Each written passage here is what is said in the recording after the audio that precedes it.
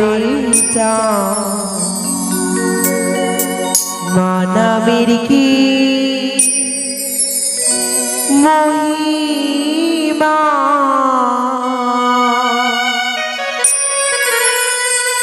আমায় মা বলি ডাকি না রেচা মানা মেরি কি মহিমা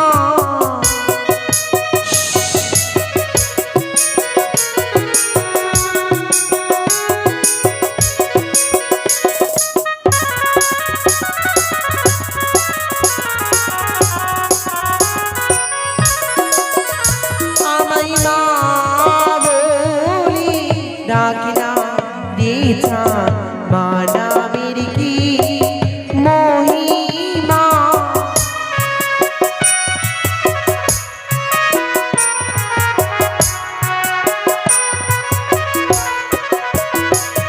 आमाय जारा डाकी मा बोले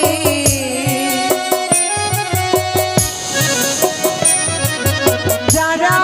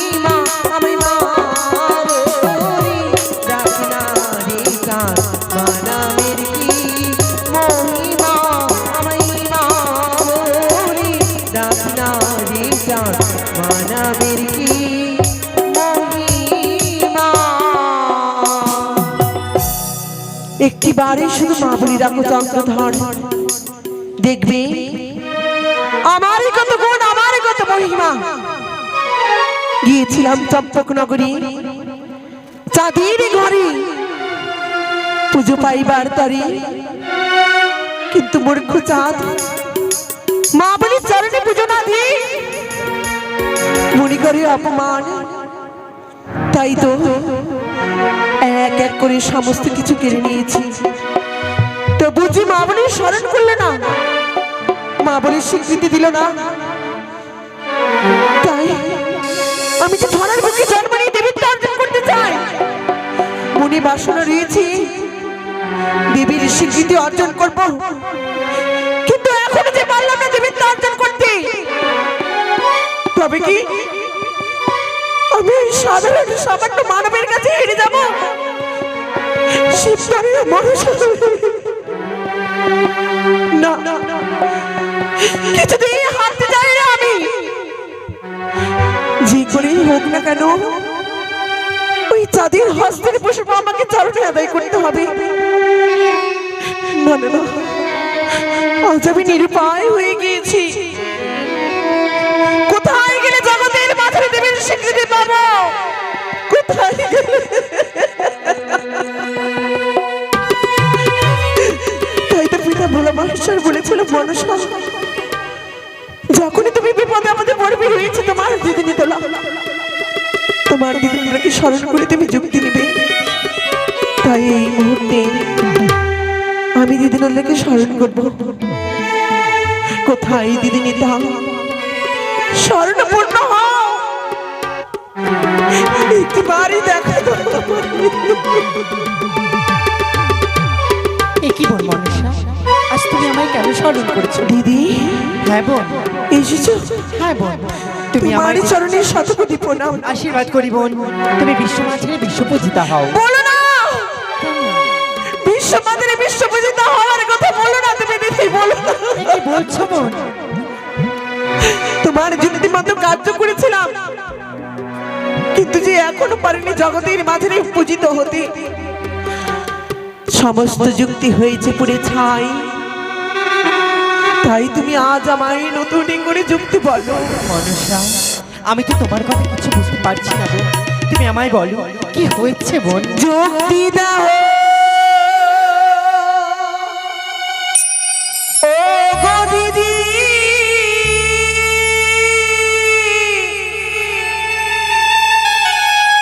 তুমি যুক্তির অধিকারী।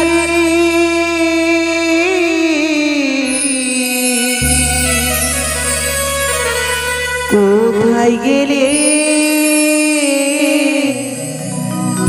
পাব পুজো বলো না গো দিদি। মনসা, খুলে বলো বোন। যুক্তি দাও ও গো দিদি, যুক্তি দাও ও গো দিদি, যুক্তির অধিকারী। কোথায় গেলে পাবো পুজো বলো না গো দিদি। কোথায় গেলে আমি পাবো পুজো বলো না গো দিদি।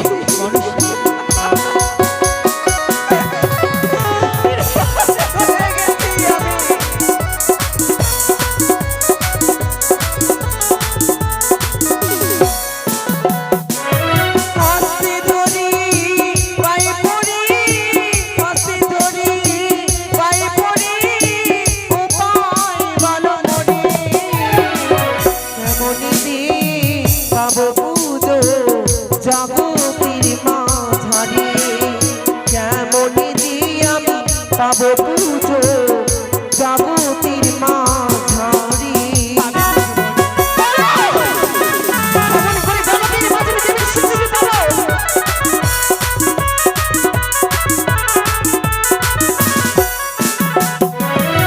আগে মারলাম তাদের পুত্র, আগে মারলাম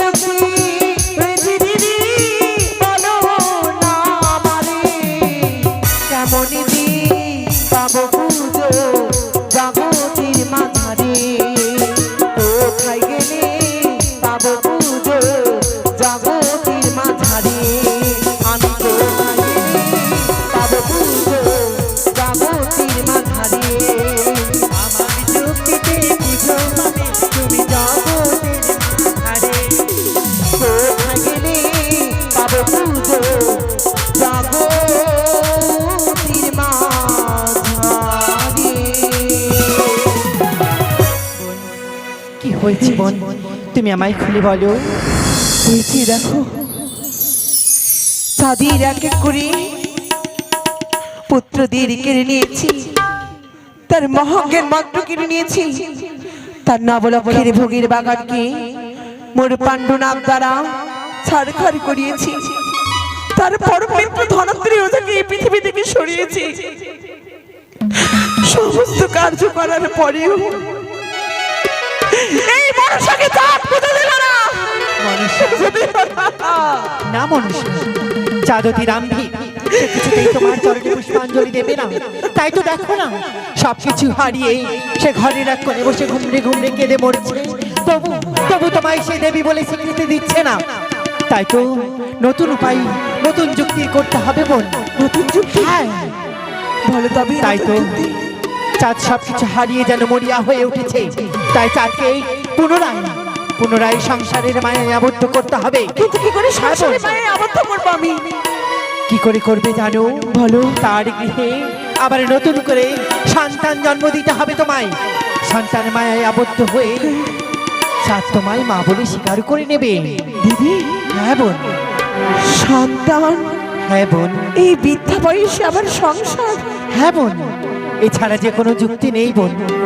আর যদি সংসারের মায়ায় তুমি চাঁদকে আবদ্ধ করে না তুলতে পারো, তাহলে যে সে তোমায় দেবী বলে স্বীকৃতি নেবে না। কিন্তু কোথায় পাবো সন্তান আমি? রয়েছে যুক্তি। বলো। তুমি এই মুহূর্তে ছুটে যাবে ওই ইন্দ্রালয়ে, ইন্দ্রদেবের নিকটে। সেখানে রয়েছে ইন্দ্রদেবের দুইজন নর্তক নর্তকী, উষা এবং অনিরুদ্ধ। প্রধান সেই উষা অনিরুদ্ধকে ছলে বলে কৌশলে তোমায় নিয়ে আসতে হবে এই মর্তধামে। যদি তুমি একবার তাদের এই মর্তধামে নিয়ে আসতে পারো, সেই উষা অনিরুদ্ধই হবে তোমার পূজা প্রচারের প্রধান কারণ। বেশ, যে করেই হোক না কেন, ছলে বলে কৌশলী ইন্দ্রালয় থেকে প্রধান নাটক নর্তকী উষানিরুদ্ধকে হরণ করি আমি জন্ম দিব মর্তধামে চাঁদের ঘরে। হ্যাঁ বোন, তুমি শুধু আমাকে প্রাণ ভরে আশীর্বাদ করো। আমার আশীর্বাদ তোমার মস্তকে সর্বদা বিরাজমান মনসা। যেন বিফলে না যাই তোমার আশীর্বাদ। বেশ, তবে মনসা বলো। আর বিলম্ব নয়, এই মুহূর্তে তুমি ছুটে যাও ওই ইন্দ্রালয়ে।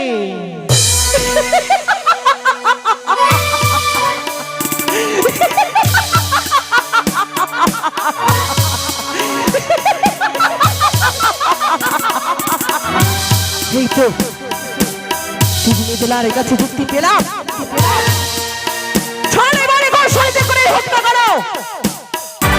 ইন্দ্রালয় রয়েছে প্রধান নাটক নাটকে উষানিরুদ্ধ। দ্বাদশ বৎসরের জন্য হরণ করে জন্ম দিতে হবে মাত্র ধামী মানবীর ঘরে।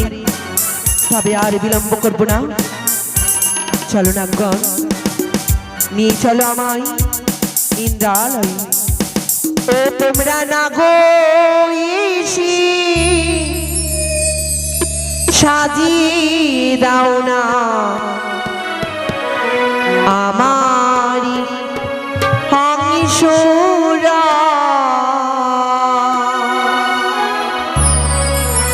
তোমরা নাগো ইসি সাজিয়ে দাও না আমার হংসরা।